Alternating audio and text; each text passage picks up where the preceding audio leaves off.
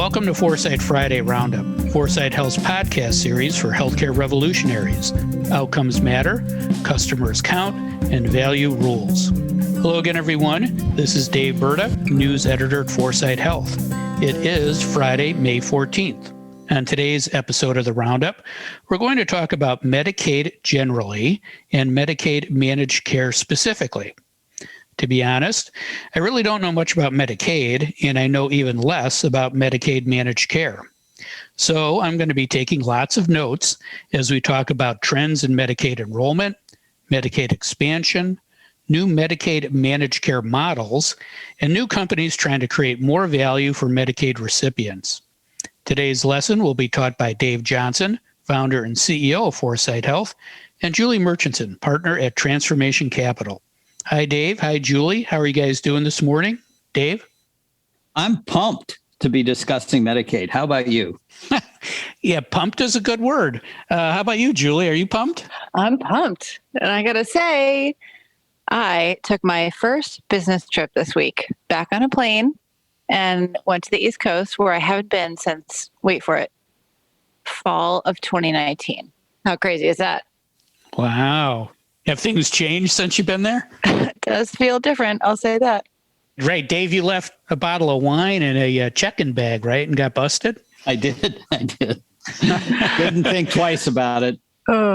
Yeah, I got to remember that one when I hop on a plane. All right, thanks to both. Now, before we talk about all things Medicaid, as healthcare subject matter experts, does it drive you nuts when people confuse Medicare and Medicaid? Dave, what's your reaction when people mix up the two? I think it's more inside healthcare baseball, to tell you the truth. It says more about healthcare generally than confused individuals. It's a little like people who say they don't like for-profit hospitals, but can't identify the tax status of their local hospital. At the end of the day, it's healthcare delivery and healthcare insurance. And I look forward to the time when all Americans have access to a broad range of insurance options and aren't confused. Great. Thanks, Dave. Julie, how about you? Do your eyes roll when people don't know the difference between the two government health insurance programs? They do. For me, it's a little more regional because in California, we call Medicaid Medi-Cal. So we've added yet another word that confuses people. Well, it does bug me, and I'm always compelled to correct them. You know, Medicare is for the elderly, Medicaid is for the poor, and then I don't even try to explain dual eligibles. So how do you explain nursing homes then? Yeah, I never use the phrase skilled nursing facility. They just don't get that. No. All right, let's talk Medicaid. Dave, what's the latest on Medicaid enrollment and spending, and what's your takeaways on those trends? As Kai Risdall from Marketplace likes to say, my favorite NPR program, let's do the numbers. In the 2 years prior to the pandemic, so 2018 and 2019, back when Julie was traveling to the East Coast, Medicaid enrollment actually declined by 2.3 million people from 73.4 million to 71.1 million. That's not really a surprise given how strong the economy was. Remember that. And its low unemployment levels and relatively high wage growth for low income workers. As the pandemic began, there were just over 71 million people in Medicaid, and that number began to increase, not surprisingly, again in February 2020. There's some noise in the November numbers between preliminary and early actual data, but it's safe to say that Medicaid enrollment grew between February and November 2020 by 8 million people. So from roughly 71 million to 79 million enrollees, and that was an 11% increase.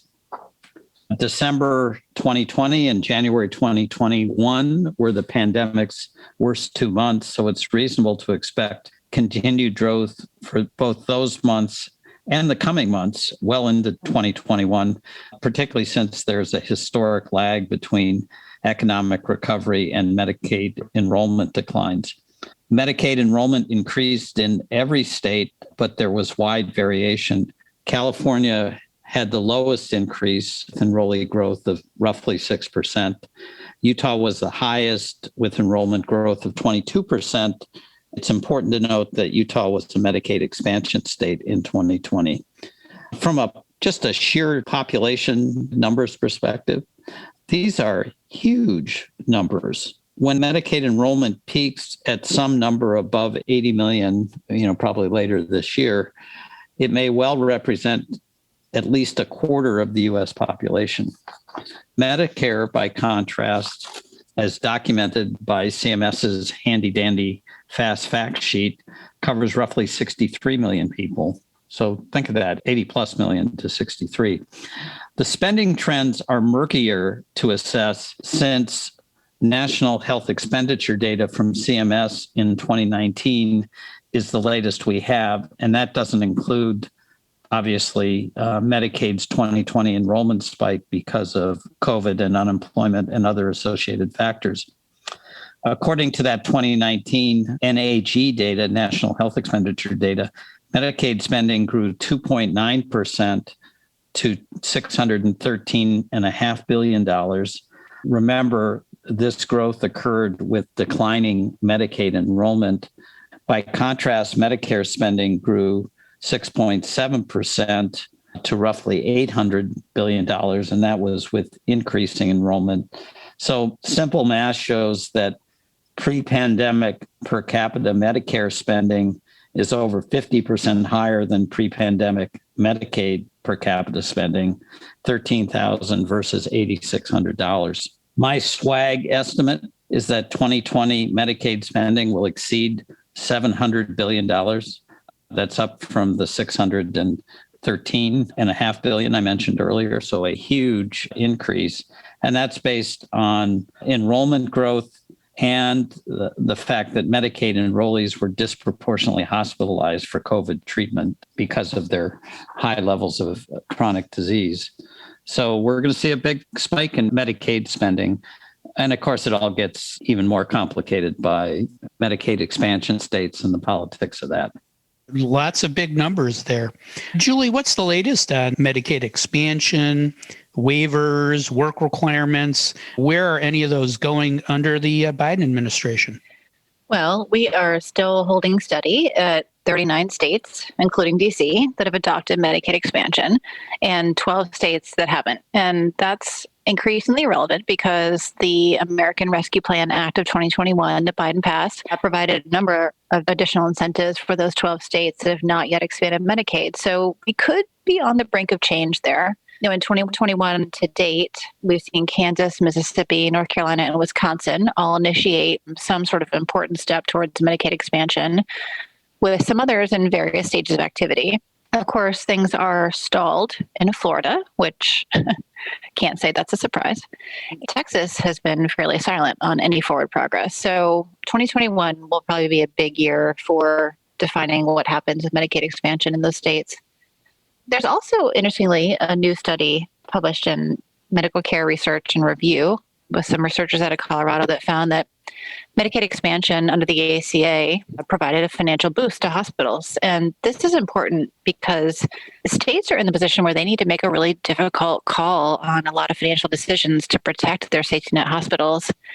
And those that are at highest risk of financial distress are many of those that are also serving large Medicaid populations and many of those that have been overwhelmed by the pandemic's impact on their finances. So this study is pretty interesting because it's the first to look at both IRS and CMS data, which, not shockingly, didn't always align, and mostly showed that uncompensated care costs declined by 28%. And the increase in hospitals' Medicaid shortfalls has been occurring more gradually, which is probably because Medicaid population is expanding as well because of the pandemic. On the work requirements, I think we all probably have seen that Biden rescinded permissions from both Michigan and Wisconsin to require Medicaid beneficiaries to either work or attend school or some sort of job training to enroll in Medicaid. So Biden is not long on the work requirements. And states like Arkansas and New Hampshire had similar requirements up and running. And Arkansas is actually fighting to keep these requirements in place in the U.S. Supreme Court right now. But we think that court's likely going to, look to Biden's decision for guidance at this point. Thanks, Julie. Interesting stuff. Dave, anything to add to Julie's comments? I'm just enjoying the politics of Medicaid funding with Texas. In the last days of the Trump administration, they pushed through a waiver that essentially gave the Medicaid expansion dollars from the Affordable Care Act to Texas without having to say it's a Medicaid expansion state. And the Biden administration rescinded that in the last couple of weeks on the basis of there not having been due process, public hearings, and so on. So this is a rubber meets the road issue when it comes to healthcare funding and healthcare delivery, because it puts Texas under enormous pressure, financial pressure, to provide adequate Medicaid coverage, but without the benefit of the Medicaid expansion dollars. And obviously in the Rescue Act, they've put some more money in there to really try to entice non-Medicaid expansion states to jump in. So politics versus meeting actual human needs very much at a point of intersection. And it will be fascinating to watch that play out over the next few months. Yeah, a lot of twists and turns. Thanks, Dave. Now let's talk about Medicaid managed care and Medicaid delivery innovation. Julie, what Medicaid managed care trends are you seeing? What problems are they trying to solve? And what progress are those solutions making? Well, in Medicaid managed care, it's all about my favorite topic, telehealth. And the pandemic has led virtually all states to expand telehealth access with a special emphasis on behavioral health, reproductive and maternal and child health, dentistry, physical and occupational therapy, and pediatrics. So a lot of activity there. And of course, there continues to be really widespread interest in not only behavioral health, but care for special needs children, especially those that have difficulties getting actually out to their care or treatment. There's so much more inbound and home care that's really great for them. Rural health and just solving those access needs in so much of this country. And looking at specific needs to monitor the health status of patients, like for congestive heart failure, post-discharge, especially patients with a high frequency of hospitalization. And states also anticipate using telehealth to ensure that primary care providers have access to specialized consultation services. So we're seeing more of that continuum play out in primary care with telehealth, which is great. So we're seeing a lot of acceleration at the state level for Medicaid populations in the way that telehealth is not just for commercial populations anymore. And while there are concerns about whether the Medicaid population will use this newfound access, there's a huge push there, which is great. Then on the other side of things, we're seeing pretty interesting activity in Ohio, of all states. Ohio basically just announced a massive restructuring of care there for about 3 million low-income or disabled Ohioans. And they've hired 6 health plans effectively to help coordinate the federal state health insurance there. And they talk about their goals for reimagining the system and focusing on people and not just the business of managed care. So this is a very kind of progressive talk track, that's for sure. And some of the usual suspects among the gang of 6 that were hired are AmeriHealth Caritas Ohio, Anthem, Humana, Molina, United, all their local plans there in Ohio. Notably missing was Aetna. They didn't make the cut. And Ohio is effectively asking these plans to coordinate and not compete. And that's an explicit part of this arrangement. And they'll look at everything from fairly extensive program that takes many of the social needs into consideration, so putting SDOH issues on the map. And probably the most financially beneficial part of the whole approach is kicking out the private sector PBM players and creating a single state PBM. So big things happening in the middle of the country. Who says innovation starts on the coasts, right? That's right. All right. Dave, do you see any companies coming into the Medicaid managed care space? And what are they trying to do? And do you think they can do it? Well, I'm going to pick up where Julie left off, saying what's fascinating about Medicaid is the incredible level of innovation that's occurring at the individual state levels in how to meet the care needs of this growing population that could be, as I said earlier, as much as 25% of Americans by the end of this year. You know, in addition to Ohio, North Carolina, Massachusetts, Minnesota, California have all done very, very interesting things with their Medicaid populations in trying to push toward managed care solutions. And I'm a broken record on this topic, but when I keep saying we're not going to change the way we deliver healthcare until we change the way we pay for healthcare, when you look at Ohio, that's exactly what they've done. They're changing the way they pay for healthcare. They're expanding it to look at the overall health of the population. So by necessity, social determinants come into the equation, and financial risk shifts to those groups that are taking responsibility for the care management of distinct populations. One company I did want to highlight in Ohio is CareSource Ohio, which has been a long time nonprofit state player in the Medicaid space and very effective. And they signed a partnership earlier this year with Welsh Carson to take their model and expand it to other states. So it will be a for-profit company in other states, obviously with PE money behind it. But I think that shows the kind of momentum that's behind Medicaid managed care. And the two biggest players are Molina and Centene, and you've seen each of them make very big investments in mental health services, again, because they have to be more holistic in how they deliver care. It's also was interesting for me to see Humana, United, and Anthem in the Ohio sweepstakes, because the big commercial insurers typically haven't been as active in Medicaid, but maybe this is an early sign that there's enough critical mass now in real Medicaid managed care for these players to come in and bring everything that they have with it. Medicaid in this country tends to be the payer of last resort, both in terms of income and service. So that's why you see Medicaid paying for things like dentistry, skilled nursing, mental health services, and the like. Over half the births in this country are now Medicaid insured.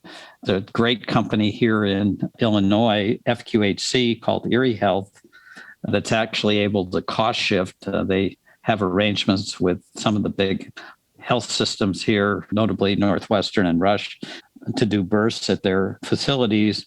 And they make enough of a profit on it to cover costs of adults that don't qualify for Medicaid services. So lots of innovation. And I pay attention to the Medicaid space because I think by virtue of necessity, there will be more innovation there than in either Medicare or commercial in terms of getting our head turned around right and trying to focus on how do we drive the best outcomes for the lowest cost by focusing on prevention, chronic disease management, behavioral health, and overall well-being.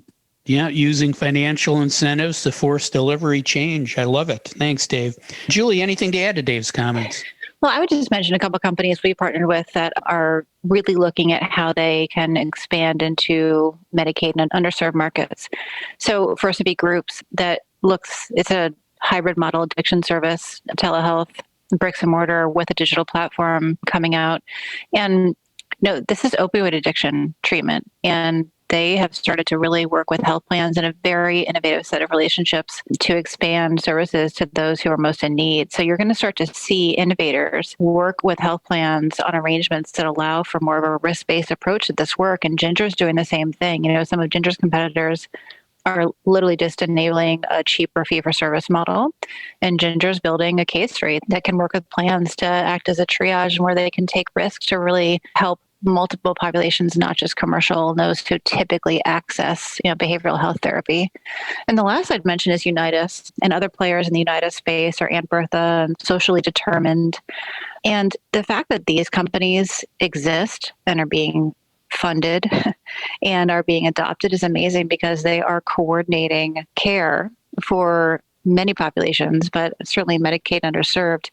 It's the social care they're coordinating that lives outside of any kind of clinical care, but they're coordinating it with the clinical environment. And to see these companies actually do what they're doing, it's going to enable a whole different way that we can actually be supporting the Medicaid population. So I find the innovation very exciting. Well, thanks to both. I definitely think I could pass a semester final on Medicaid after this. Now, as always on the Roundup, let's talk about next week. Julie, what are healthcare subject matter experts talking about next week? Well, I think I've probably talked about this a little bit before, but I think the next new thing we're going to see is people talking about caregivers. So I'm hoping that we're going to start seeing more innovation and discussion about caregivers. Dave, what's the healthcare water cooler conversation next week? I've agreed to debate Bernie Sanders economist Jerry Friedman on the relative merits of single versus multi-payer healthcare reform. Jerry literally wrote the book on Medicare for All. So I'm hoping everybody's talking about that, Dave. All right. I'll be there. Thank you, Julie, and thank you, Dave. That is all the time we have for today. If you'd like to learn more about the topics we discussed, please visit our website at foresighthealth.com. You also can find a recording of this podcast and all our podcasts on the Healthcare Now radio network, iTunes, Spotify, and other streaming services. Subscribe now and don't miss another segment of the best 20 minutes in healthcare. Thanks for listening. I'm Dave Berta for Foresight Health.